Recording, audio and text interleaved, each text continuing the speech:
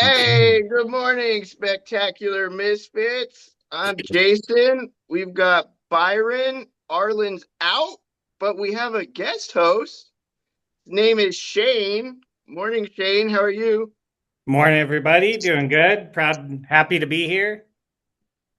Yeah, Shane and I go way back. We were teachers together. Shane, I don't want to embarrass you, but Shane was a real sweetheart. He did a lot to lift the spirits of the faculty and the students that first year of the pandemic. And even when some of us teachers went on to different schools and different jobs, Shane did a lot to make sure that core group from that first big pandemic year stayed in touch.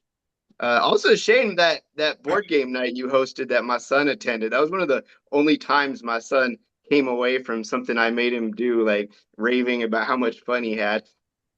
Oh, well, thank you. Although you could hardly call what we were doing teaching, but yeah, it was a good year. Yeah, that's true. Yeah, that was a crazy year. Um, yeah, Arlen's not here, but he sent me a 4-page article he wrote called "Gaslighting from Establishment Democrats and Their Illusion of Change." So I will get to proofreading that and posting it at some point. Byron, how you doing today? I was safe doing fine. Yeah. Good, good. Glad to hear it. The topic today, why do regular people glaze billionaires, and what if they didn't? What if we had a system that worked for everybody? And I woke up today and I kind of knew what I wanted to talk about at first. I wanted to engage you guys on a brief character study of the first person I ever met, a conservative, the first conservative boomer age man I ever met who would just rigorously defend the establishment. And it was my best friend at the end of middle school and the start of high school's dad.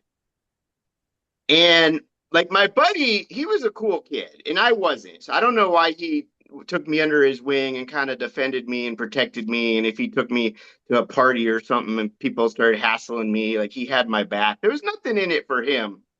My buddy was half Filipino because his dad was a military guy, and he met my friend's mom in the Philippines, and then he brought her over here, and they had a fun house. Like it was full of animals.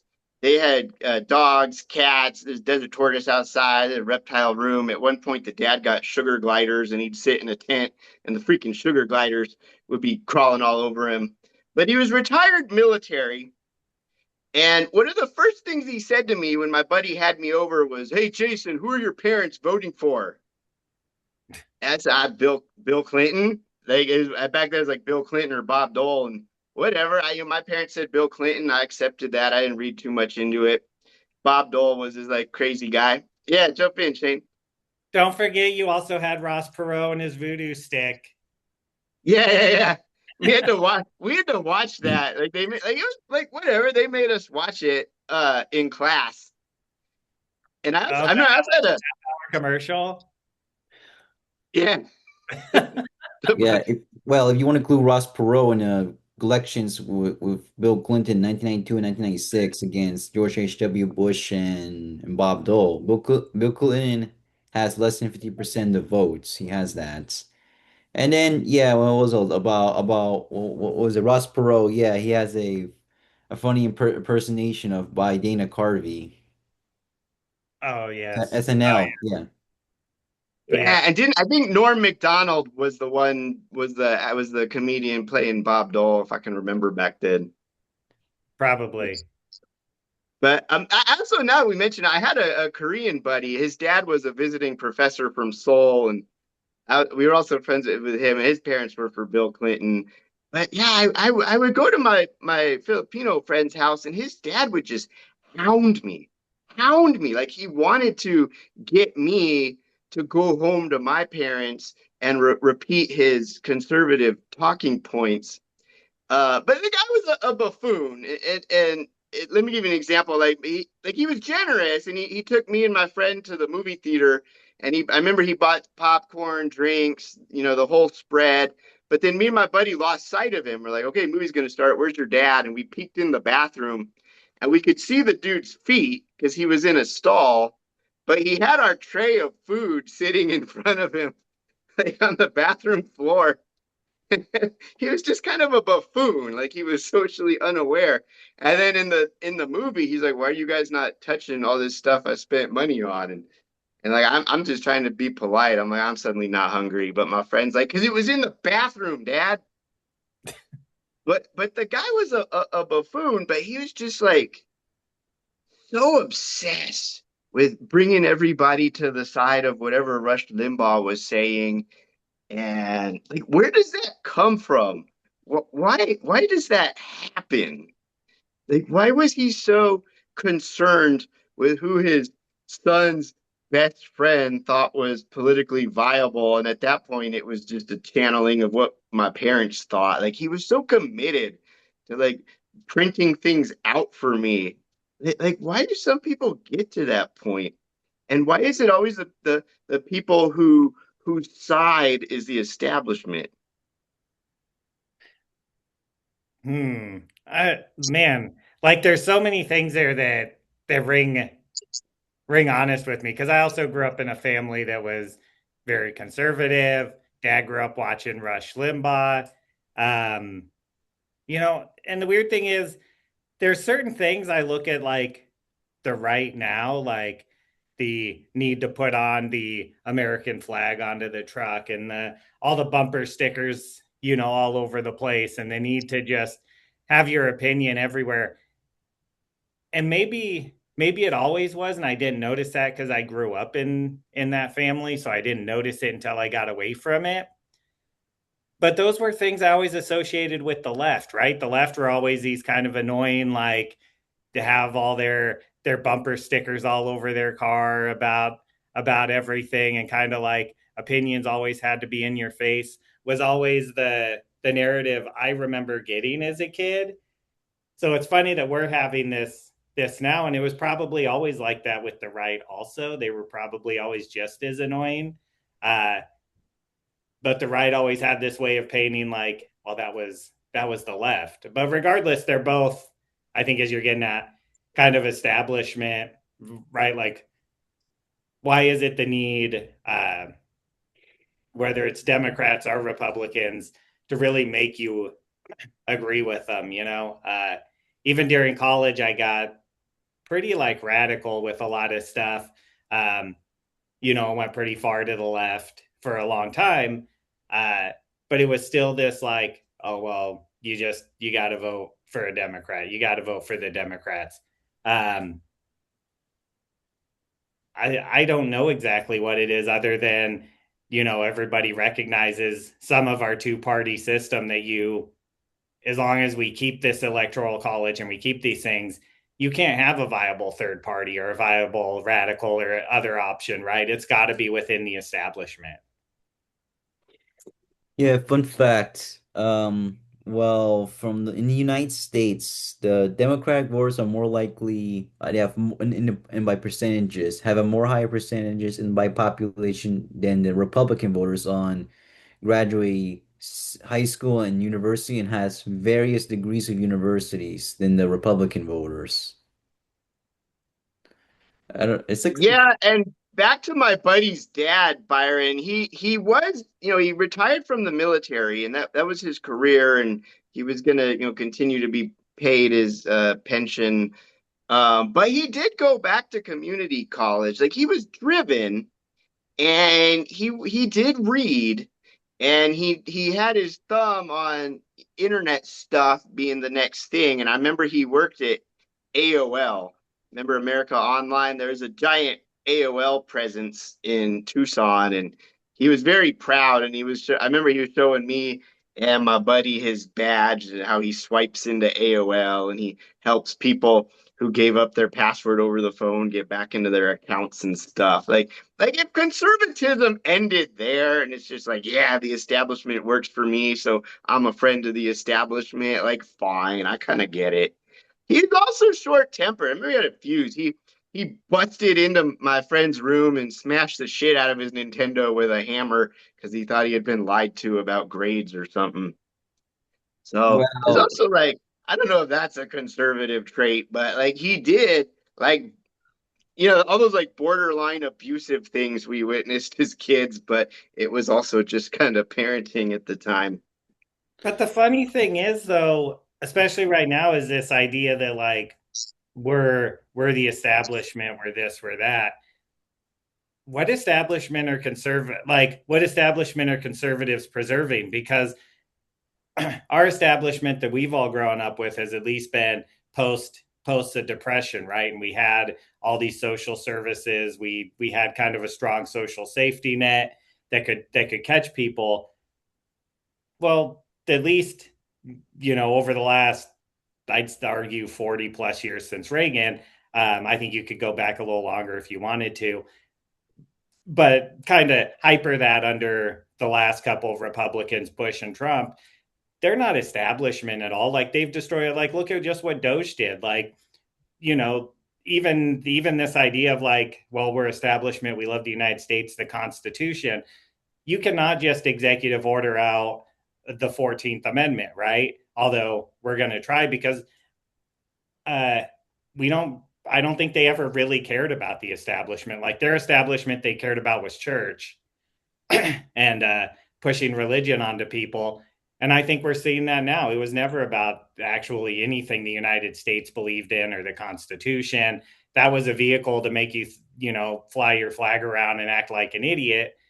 Probably not read the Constitution, much like they don't read their Bible. So that way somebody could just tell them, because I'll bet most of them have no idea what it's like to actually, in order to get out an amendment, you have to pass a new amendment saying that one's, no longer needed.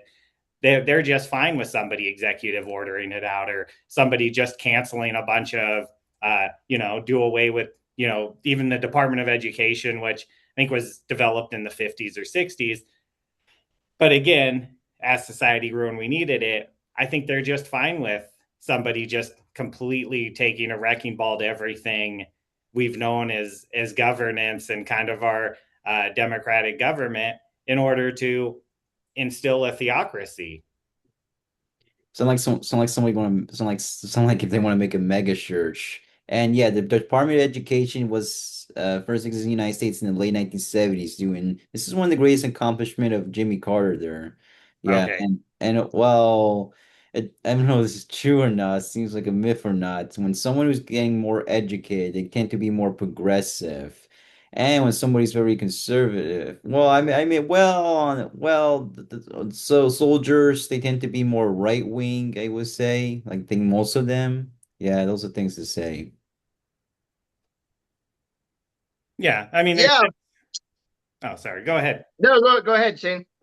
I was just saying, yeah, there definitely tends to be among, people that serve and do that stuff, right? More of a kind of patriotic swing, right?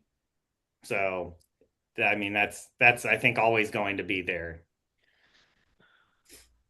Yeah, for sure. And I saw the statistic when I was scrolling yesterday that 21% of American adults are functionally illiterate. But now their side is starting to say, well, don't let anyone tell you you're illiterate.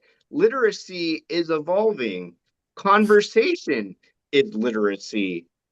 It's just so weird because like can we like leave literacy as the ability to read and comprehend? Because when I was a group home supervisor, my I was with older teen boys and usually they had cell phones for they were able to get it through their CPS workers. We call them DCS workers here in town. But they'd have these cell phones and they take the bus where they need to go, school, the store. We give them some grocery cards. But they would text me, and I would assume like all these teenage boys had a baseline literacy. But then I would see the stuff they write on the whiteboard, the in out board, and it was incomprehensible. Like they were literate to me because they were speaking, they were using talk to text dictation. But then when the truth came out, when they had to write a little note, Like I'm like, oh, this is bad. This is real bad.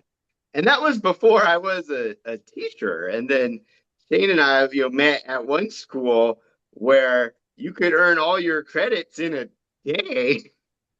And it's like, what, like, no, we can't change the definition of literacy because we've lowered the bar to it's in hell. And we've just got this swollen population of people who are exploitable and happy about it. Oh, yeah, 100%. I think that's, still working in education. Uh, that's also one of the things, I think it was at the time we were working together. I read a piece from the Atlantic that was all about the new post literacy world and how you wouldn't need to be able to read, right? At this point, with text to speech, with, books on audio, things like that, literacy just wasn't going to be a needed thing in the new economy. And I thought to myself at that point, but hopefully I'll be gone before this new post literate order takes power. But yeah, it's frightening, and it's frightening working in the schools and seeing it because that is kind of the solution. Oh, just you know give them text to speech, give them, this, and even though at this point we, I think as a society have come together to kind of realize technology isn't actually helping in school, right? Test scores are still going down, literacy rates are going down, proficiency in math is decreasing, and yet our solution seems to be, well, it's still like one to one, Chromebooks, even though we know, again, it's the same thing. It's going to be AI doing it for them. Nobody really wants to just take that away. Nobody really wants to be that person that makes a call that maybe we need some tech free spaces here and there. Well, one of the reasons I will say is that when the Republican politicians, when they were like governor role, they defund public education. Like that's what they done. And the corporate Democratic governors, I don't think they done very. I don't think they done anything about that, or maybe very much, or something like that. I mean, yeah, we have under defunded public education in the United States. Well, and again, and it's not, this is one of those things where I think, even defending the establishment, bringing it up, establishment Democrats have been just as guilty of that, right? I mean, we just started school here in Las Vegas this week. Where was our I mayor said here? I said they didn't. I don't think they did anything about that, or not very much. Something like that. What I said. Okay. Yeah. And yeah, we continue to defund and these attempts to privatize education. It's almost, even I I don't know how you get people to stop and realize that constantly privatizing, constantly setting up charter schools is not going to be, it's going to, I think what you guys are getting at, create this two-tiered system of the haves and have-nots. The haves will be able to hire expensive tutors or send them to private schools. And what are the have-nots going to do? Are we going to just have uh, public education schools for all the kids that couldn't get accepted in somewhere, meaning all the students with IEPs and 504 plans, English language learners that couldn't get accepted in? Are, do we start maybe looking at, I guess, at least, reversing course on some of this? Well, I'm a kid. And I think, I'm a student who had IEP. I had that. do you feel it was helpful, Byron? What? Yeah, tell us about that experience if you don't mind. Well, look, intelligence is not complex. If for me having an IEP, well, for me, for what I grew up in, and well, this is why. Well, for me, I grew up in 11 different schools. So on the public school size that I grew up, mostly grew up in public schools. For me, I mean, this is one of the reasons I went to private schools. When I took the IEP class, this from what I experienced, well, for me, I had to go in those, well, special classes, but it's not the one with the people with learning disabilities. So it's just a lower level class. I can I like if maybe well for me if I maybe if I can go to regular classes. So this is one of the reasons I went to private school. Yeah. Yeah. Yeah, I ended up. Yeah, well, let me say, I ended up at a private school too. I had a host of social problems. I just didn't fit in. My parents were exasperated. They didn't know what to do. They'd start me at one school, and a week later, I'd start complaining that I needed a new school because of X, Y, and Z reason. I'm not sure what would have helped, but the teachers that made a difference were the more traditional, like they would lecture, they'd expect you to take notes, they'd expect you to perform on a piece of paper and you'd receive a grade and you'd receive some feedback. And if it was too low, they'd work with you to do it again. Where I struggled was when there were teachers riding the wave of whatever new thing and yeah, using the technology and group work. Man, nothing worse than today we're going to pick some groups because then it's like obviously I'm about to lose musical chairs and be the last one standing there and a teacher's going to have to shoehorn me into a group that doesn't want me. But Shane said, like, what's the next step to kind of reversing some of this? I think the only thing is to unwind the culture wars, and I don't even know if that's possible. I was a teacher only in low income areas, and I would still get the parents. They'd approach me with such profound skepticism, and I'm not joking. They would say, do you have a litter box in your room for the kids that think they're cats? Like they really believe some of this stuff. Like the Oh yeah. power. That was my point. I didn't mean to, say anything about special education students and students with IEPs and 504 plans. My point in saying it is, right, if you go to a public education school and this is how it should be, and you want to get enrolled, we have to enroll you that day. You're going to get in classes, you're going to start school. If you go to a private school or a charter school, they don't have to. They can say, no, we're already filled up. Maybe we'll add you to the wait list, right? And they don't have any numbers on, they can, look at a student with an IEP and say, we can't offer those services. You're going to have to go somewhere else, right? So my point in saying it is it's going to create a two-tiered system of people that have access and privilege and the ability to get out and enroll in those, and people that don't, which is going to be lower socioeconomic students. It's going to be students very often with IEPs because a lot of these more higher performing schools aren't going to accept them. It's going to be students learning the language. It's going to be students with 504 plans. And I can say this since I did come back and start school this week. I have classes that are over 40 students. Most of them have some sort of an IEP or a language or a behavior plan. And how am I supposed to do anything properly for 40 plus students? One teacher, 40 plus students, like, and it's just, and again, it's just going to be used to attack public education. Even though I'm in there and I'm doing my best and I'm doing everything that I can, everyone's going to go, oh, my kid shoved in a class with 40 students and they're not following the IEP and they're, and then we'll sue the school district, we'll destroy more public education. And where eventually does it leave those students? Are we Yeah, going to a go little, back? Are we going to go a back to little. shoving minds? Yeah.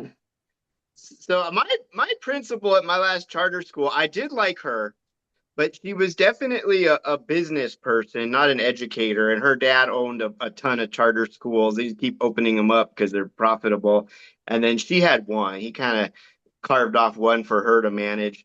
And it was okay in that I feel like I was a good kindergarten teacher, and the fifth grade teacher was a good fifth grade teacher. So at least we had these strong bookends. The teachers in the middle were kind of eh. She hired this one guy, and then he just straight up disappeared a couple of weeks into school. And we did a public records check, and he was arrested for human trafficking and drugs and all this stuff. And she was like panicking and telling us not to talk about it. But a little behind the scenes, like we had this family of five kids, and four were mainstream, but the fifth, my kindergartner, she couldn't speak. She's nonverbal, and nobody knew what was going on with her, and just kind of Helen Keller her way around class. And And I would kind of tell the family on the side, like, you need to go to the district because at the district, it's going to staff people who can help. Like they're actually on the payroll, the school psychologist, the speech pathologist, the occupational therapist, the behaviorist. Like they're like the district employs these people and they're there to help. Here we've got a charter that says we have to function like a regular school to stay in business, but my principal knows whatever she doesn't spend becomes her profit. So you better believe she puts out contracts like, hey, I've got this nonverbal student. Can somebody come in and help? And then she looks at the bids and then, okay, yeah, I found a psychologist who thinks they can help. And they've got like a GeoCities quality website and they're like the dumbest person you've ever met in your life. And then they're coming in and weighing in on this kid. Well, You and guys that are, and that would be a whole other problem we could bring up, right? If I work for the school district, I have to pay somebody that is gone qualified to teach that subject, right? Somebody who's been to at least an extra year of school, has teaching student teaching experience, right? Went through a bunch of classes to learn specific teaching techniques because you're not going to get away with lecturing in a public education anymore. Like the classes are too big. No one has attention span to listen to you talk for an hour plus. Uh, right. So you're learning techniques. You go to a charter or a private school, Jason, I know this because we were there. Some of the teachers might be really qualified and have some experience and be really trying, but a lot of them are just going to be people that maybe had a bachelor's degree, or the big push in states like Florida and Arizona have been, well, just get a veteran in there. A veteran knows. So, some 22-year-old kid straight out of the army, they're qualified to be a teacher, so let's hire them, right? Do they know any more about that subject matter? Probably not. That isn't what we learned in the military. But again, another problem. And I'm willing to bet that the more higher up ones, the more rich and privileged ones, probably do hire qualified teachers. where they can, for sure. So we've Yeah. kind of identified lack of education, declining education, erosion of our education systems is one of the things that feeds into why people glaze billionaires. But I want to throw this out there. I've spent a lot of time on TikTok lately, and not for no reason. A lot. My social media habits, I stick to Bluesky, but to try to see new voices and hear all the perspectives. I have had to leave my safe space, but so many videos get posted of just these emotional, fatigued, tired people doing their best and they can't afford their lives. And so you'll come across this video, and I've engaged with the same type of video so much. I understand it's what the algorithm is going to feed me, but like there'll be a woman just in tears, like, I work two jobs, I'm good at both jobs, but I still can't afford my rent and groceries, and God forbid I want to do something fun. And then inevitably, people in the comments start roasting her.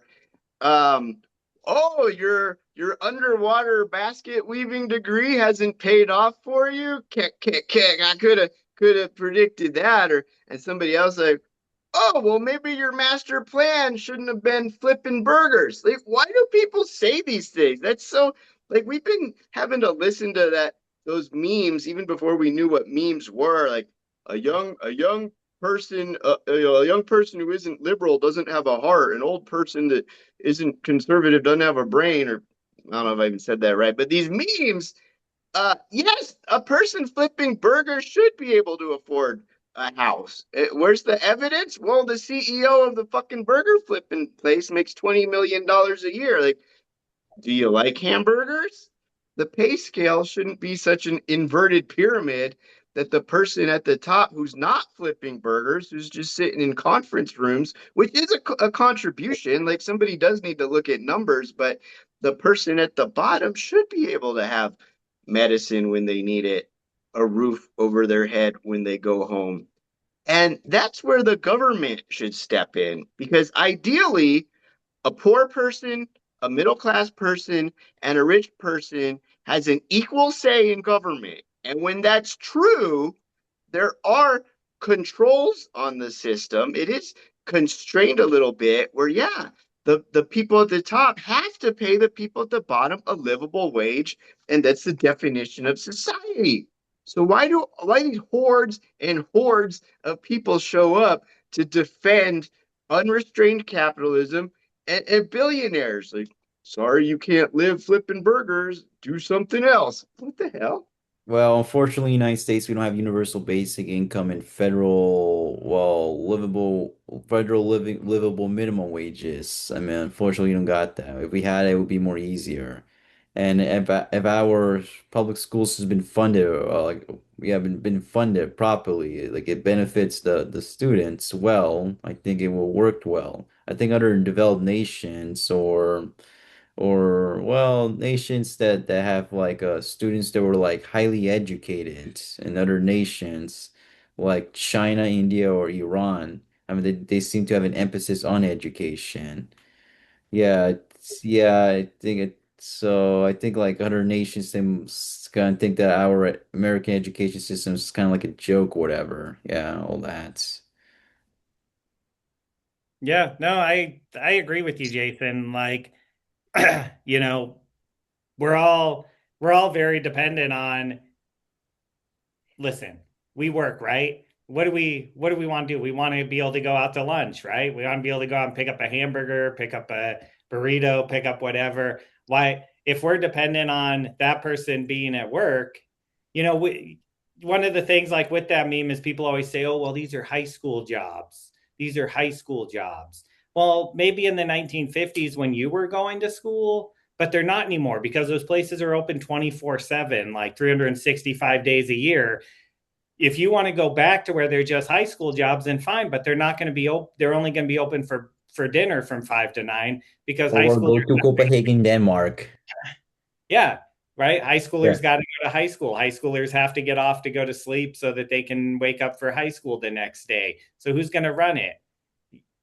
The way that it currently operates and the way that you expect your lunches to be there and be available are that adults are going to have to be there and be there to run it. Do you really want to go to Taco Bell if you just let a bunch of freshmen run it? Like, I don't. I don't. I don't want to go to a place that is just a bunch of high schoolers making all my food, and who knows what I'm going to end up with, right? So, yeah, and like you brought up, one of the things we need that I vision this going about was a referee, right? And that's kind of the role of government, whether it's doing something like a universal basic income and getting it out to people, or whether it's just regulating industries, saying, hey, this is the minimum wage that you're going to pay. These are some things that you have to do so that way we're not constantly subsidizing you, right? So you work at Walmart, you make minimum wage, but then you need a housing voucher, you need, SNAP benefits. Well, the people that own Walmart, like you say, make billions, whether it's passing stuff to get money out to people or whether it's regulating businesses. What we need is a referee, but too many people have been taught in this country since, again, going back to Reagan, that government isn't the solution, it's the problem. Well, Right. about flipping burgers, those kind of jobs that work for high school or non-university graduates or non-high school graduates. I mean, we should just live like in a small apartment or even a small house. Seems more appropriate. The minimum wage has been increased already. Yeah, instead of being homeless already with that kind of job, or still live with your guardians or other relatives, your friends, be roommates with us, anyone else, someone else. Yeah, and if you've ever been in a busy fast food restaurant, like it's hard work and it's high pressure and it's skilled labor. And how sad is it that the person working those jobs has to have multiple roommates? Yeah, I But think then just I have to ask the question, like the audience, the boomer age people and the wannabe boomers, like who have their maybe they're sitting on their $60,000 salary, so they're looking back at the people making $30,000 struggling. Like, why do they consistently side with the billionaires? Like I argue with these people online, and I know it's pointless other than it gives me perspective I can come talk about here, but this guy was yelling at me over the text saying, well, the billionaires create jobs. If you capped what a billionaire makes at $500 million, he'll just stop right there. He won't keep going. We won't have innovation. We won't have more high paid jobs. You can't count on billionaires for jobs because when they find a way to replace humans with computers and AI, they do it. It's like a no brainer. They do it so fast that you leave a cartoon sized hole of yourself in the floor when they fire you. Yeah, Yeah, sorry, go ahead, Byron. well, look, I mean, if in the United States to this day, like the Gen Zs around my age, or possibly younger millennials, like somewhere around early to mid 20s in their age, there's someone like that still live with their guardians, which I don't know if this is increasing or not. I mean, we don't have like public housing or ban private equity owning homes, all that, or real estate development, all that, so owning homes, because that makes stuff more expensive for housing. So yeah. Yeah, definitely. And yeah, people have brought this up that there's also this idea that, well, eventually I'll also, get to become rich. Like, don't pass that tax bill on people that make over 500,000 a year because someday that could be me. Uh, I don't know how prevalent that thinking is, though. Especially, do you guys still hear that among like millennials? And I just don't know if it's, I mean, I've heard the argument before, but I don't know how much I hear it around, like our generation and stuff. Like, have we realized it's kind of a bullshit argument, or are we still thinking we're gonna get there? I don't really know anyone anymore who thinks that the path to success is hard work. Because, yeah, you're right. I remember coming up through community college and college, and yeah, that was, I mean, feet to the fire. If I had to answer our own question, why do people glaze billionaires? I think it's because they see themselves as future wealthy. Um, they do, it's wish fulfillment. They're getting something psychological. They're getting a dopamine hit out of associating themselves with billionaires. I mean, Byron mentioned Denmark, and yeah, it'd be nice if the leadership of countries would say, in my country, a Big Mac costs the same as it does in your country, but the person making the Big Mac can afford a life. It would be nice if we'd compete over how well we take care of our lowest economic bracket. But it is kind of a uniquely American problem where we look at billionaires or even multimillionaires, professional athletes and actors like I'm over Robert Downey Jr. My son and I enjoyed those Marvel movies for a long time and I'm grateful for them. But now I just see all these millionaires paraded on the stage and they're just soaking up the praise and adoration and I'm over it. I don't give a fuck about doomsday. And that's wild because my son and I would used to count down the days until we would go sit in a Marvel movie. We'd drive to all the different McDonald's trying to find the one that still had the Iron Man Happy Meal toy. But to be a person who struggles and to glaze billionaires and multimillionaires, I think it really is like I'm gonna be a part of that club one way or another.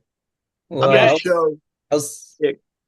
Well, I and was that's about to say about people glazing billionaires. I mean, there's all these like from matter of like just these superhero comic books characters genres from either hero or villains that they were like millionaires and billionaires, like Batman and Lex Luthor, Green Goblin, like those, yeah, or Green Arrow. Yeah, they have. I think that's maybe it could be one of the reasons are why people glaze billionaires. That's Yeah, that's an excellent point. Yeah, the fictional characters we create, we give them these altruistic, selfless qualities because in some respect we still see that as a noble pursuit taking care of your fellow person. But yeah, we do tend to make them billionaires and obscenely wealthy. And then we grow up with these stories and we're like, yeah, like the way to self-actualize is finances and to have more money than everybody else. Like, no, no.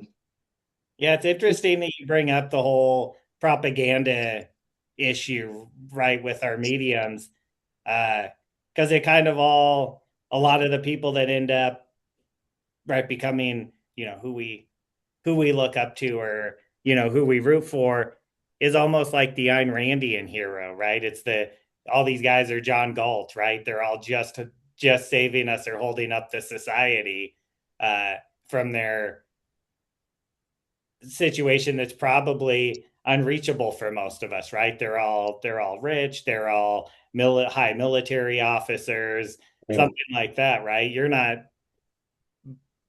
actually going to get there, but the idea that maybe you can, like that myth still kind of persists. Yeah, and we've got Tucson, where I live, is unique in that we've got a stew of dumpy apartments and trailers and just honestly devastating poverty.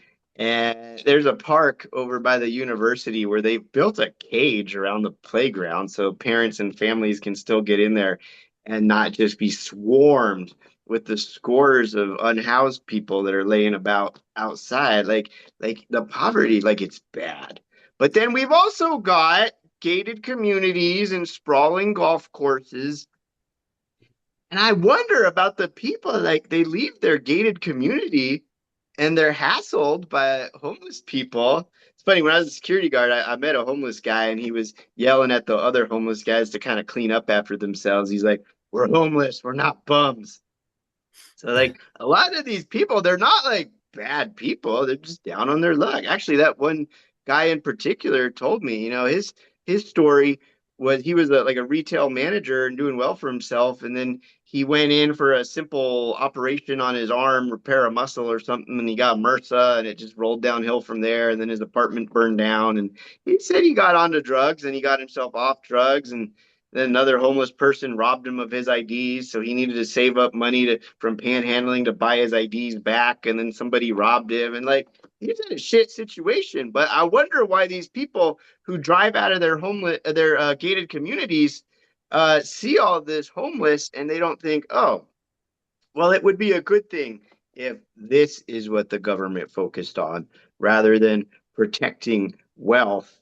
Because how much can you enjoy your life when it gets to the point where leaving your gated community comes with the threat of being robbed, of seeing crumbling infrastructure all around you? Like the people who are wealthy and comfortable, they associate themselves more with the elites than the people in front of their faces. I don't get it. I wonder. I've always found this fascinating. Like as a historian, like how far are you going to push poor people or abuse poor people before you end up with the French Revolution, the Russian Revolution, the 1910. Lion Revolution was part of that too, against the aristocracy and the monarchy. Yeah, that was too. Yeah, Cuba. Like I find it funny that we're really good at demonizing those places for what happened after, but no one asks, well, what happened before to make people turn on the rich like that? What made the Russian people so mad that they, took the entire czar and the family out and basically murdered all of them? What in Cuba made them hate those rich people in those houses? So much that they went and stripped people from them and were murdering people in the street. Like, why do we never think about like all the injustices and all the mistreatment that happened before that event took place that told you maybe we need to reform, maybe we need to think about doing something for some of these people, right? And I don't know if the US ends up there. The US has a very different history than a lot of those countries, and not the history of community. I'm afraid that if something does happen in the US, it's a reactionary right wing thing, thinking, well, we'll be better after we institute the Republic of Gilead. Then we'll get taken care of. So Yeah, I don't know. But then again, you have things like if they do continue to cut into education, if they do take away, the free lunch and free breakfast programs, do we get groups like the Brown Berets and the Black Panthers and stuff like that are going to start responding to their community needs again? We had that once in the United States also. We also had extremely violent labor movements. No, I do think deeply about this all the time. Like, why don't we? Because I feel like if we all didn't have mini computers in our hands in the form of cell phones, like maybe we would have gotten to that point. As long as the streaming's hot and the beer is cold, I don't think people are gonna rise up as much as the time to rise up So it's Brave is New here. World. It's Brave New World. It's not ever going to be, Orwell 1984. It's going to look more like Brave New World. We're all just sitting around with our computers and our soma, like happy to keep moving in this direction. We'll have the Badlands we can go visit to see all the poor folk. Or You Animal got the Farm. homeless guy in the library looking at pornography. He doesn't give a fuck. Yeah. He's like, but also, the U.S. is so big. Like, if I'm going to rise up, where am I going to take my pitchfork? We've got a Democratic governor and Democratic senators. Am I going to like go over there and riot? Like, where am I going to riot? Like, the U.S. is just so big. We all can't just convene on the Capitol. Like what? Yeah. The United States is like the number one country that was like a playground for billionaires, or whatever, or the elites. It's like this kind of feels that way. It does feel right. It's like the playground for the elites, especially billionaires. Wasn't that I think that was kind of. I'm trying to remember what book it was. I think it was America the Farewell Tour by Chris Hedges. I could be wrong, but I think that was the book where he really argues that that's most of us are going to end up in kind of these poor outskirt cities, working in some service job, where places like Disneyland, Vegas, all the amusement parks, we're just going to become a giant, uh, amusement park where people can come and stay young forever by visiting Vegas for 5 days or visiting Disneyland for 5 days. We can't afford to go there anymore, but we'll live in the poor outskirts and write in for our minimum wage job that just keep us from starving. Yeah, that is Yeah, that, exactly. that does include rural impoverishment too. For rural citizens, we to grew up in a poor income lifestyle. All that. Yeah. Yeah. And is that, and I hadn't thought about it until a few years ago when I was listening to a different podcast, and I don't remember which podcast it was, but they took up this idea that uh, specifically Republicans, but Democrats always latch on, and just enough of them always vote for these things. But all these, you know, to do away with taxes and to cut taxes, right? Trump's done a couple of them. Bush was notorious for doing them. Well, what happens when AI and everything can do our all these jobs that we're doing? So there's no taxes there, and then you no longer tax the people. So there's no real government anymore. There's no referee because there's no money to finance those things. There's no way to get universal basic income out. Or at that point, are we just living in an alien future where the six big corporations run everything and we all live for and work for one of those corporations? Like, Yeah, is that the dystopian future we're going to? living in an oligarchy, plutocracy, kleptocracy, aristocracy, all those kinds of stuff. Yeah. We just going to selling off all our states to, we'll have Musk in Texas doing his thing. It'll look kind of like, have you guys ever read the Old Man Logan comic book? Yeah. Yeah. Yeah, it'll look kind of like that, but instead of the supervillains, it'll be tech oligarchs that own the six areas. I don't know, Byron. Have you seen Demolition Man, where all restaurants are Taco Bell in the Yeah, future? I saw that movie. Yeah, I saw it. This is one of the Sylvester Stallone best films, or Wesley Snipes' best films, or Sandra Bullock Yeah. best films. Yeah, all It's too that. bad. Too bad. Sly is a big time MAGA. Oh, Yeah, but he was this, also casting, oh man, what is his Rob Schneider, right? And we now know oh, why they were buddies. no, especially Rob Schneider. Yeah, he's worse. He's like way worse than Sylvester Stallone. Yeah. I like his daughter though. She's a good singer. She seems to have some real talent. Yeah, our Um, friend's a terrible actor. Yeah, I don't. Yeah, poorly. Yeah, he's a guy who just appears in Adam Sandler movies. One of those. yeah, Adam Sandler did us a disservice by keeping Rob Schneider in our lives. But Uh, hey, he- we're almost out of time. So my answer to why do people glaze billionaires, I'm just gonna say because one day we're all gonna be billionaires and then nobody will be billionaires. yeah, and I agree with you. I think a lot of it is our popular media and what we tell people. I even remember that episode of Star Trek Discovery where the captain's lecturing the engineer and he's like, do you want to go along with the names of the Wright brothers and Elon Musk, or do you want to be a nobody?" And it's like, hopefully Elon Musk will be a nobody. So I remember that. Yes. You asked, yeah, I remember. Sometimes Shane's like, "Do you remember this Star Trek?" And this time, like, no. Even though I watch it and I enjoy it, I don't have the library stuck in my head. But yeah, I remember that. Well, Yeah. yeah. another answer why people glaze billionaires. I guess you just have to have more. Well, I guess you have a lot. To have a lot of money, or to have you get to have a lot of things that you own or whatever, or less accessible, whatever, or accessible, all those things. Yeah. And I also wonder, I'm sorry if this goes over on our time. No We can worries. make this as quick as possible.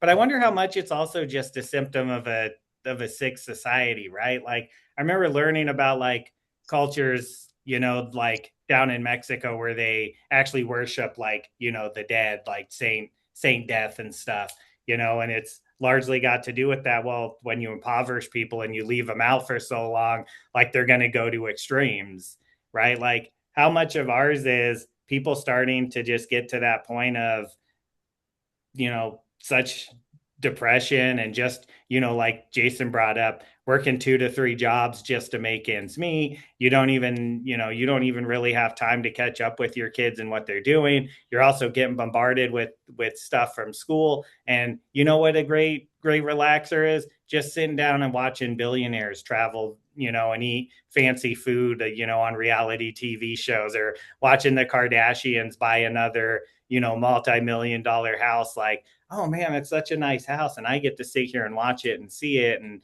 just escape from this reality. I wonder how much of it is just that. Well, Like, I think a ton of it is that. Like, we're just one civilization of many, and some things never change. People tell me I have money or don't have money. I see numbers on a screen. I go to a stupid job. I get more numbers on the screen. At the end of a week, the numbers have gone down. Like, it's not something I can touch. Um, and then this society will collapse, and the people who have the most numbers on the screen will suddenly have no screens. And then suddenly, whoever has the most rocks is in charge, and all the bullshit will start over again. That's why when I debate people who glaze billionaires, I say it doesn't have to be this way. We can make cooperation our currency. We don't have to compete, but well, we've always competed. Mackie, it's Mexican holidays called the Day of the Dead. That's what it's called. Yeah, and well, also, I know there's Dia de los Muertos and stuff, but I'm talking, like that's one day out of the year. I'm talking like as you get down, especially into, like some of the places in southern Mexico where they've been completely ignored, like San Cristobal, where you have like the Zapatista uprising and stuff. Uh, it's much more of a pronounced thing that's year around of like the worshiping of like this saint death and stuff. And that's what a lot of people, a lot of scholars and historians have attributed it to, is this just constant like inequality, especially among the indigenous populations that have just been mistreated and abused by government, the bad government for years. well, yeah, I'm gonna say one last thing. I'm gonna say mostly irrelevant kind of stuff. It's mostly irrelevant. And yeah, there's gonna be the second Coco movie that Miguel's gonna be a teenager and Ernesto de la Cruz is gonna seek revenge. That's what I've heard. Yeah. I'm you know excited. what I'm excited about that. you know what I'm most excited about? Romy and Michelle's high school reunion too. Yeah. That's my jam. All Yeah. right, gentlemen. Good discussion today, man. That hour flew by. Yeah, it did. You want to join us again sometime, Shane? Yeah, thanks for having me. Yeah, I'd be happy to come back at any point. I've always got something to say on something. So find a Awesome. topic, let me know. All right, we'll do. Byron, enjoy the rest of your day. Yeah. I'll see you gentlemen on the line. Okay. Bye guys, have a good one. Bye.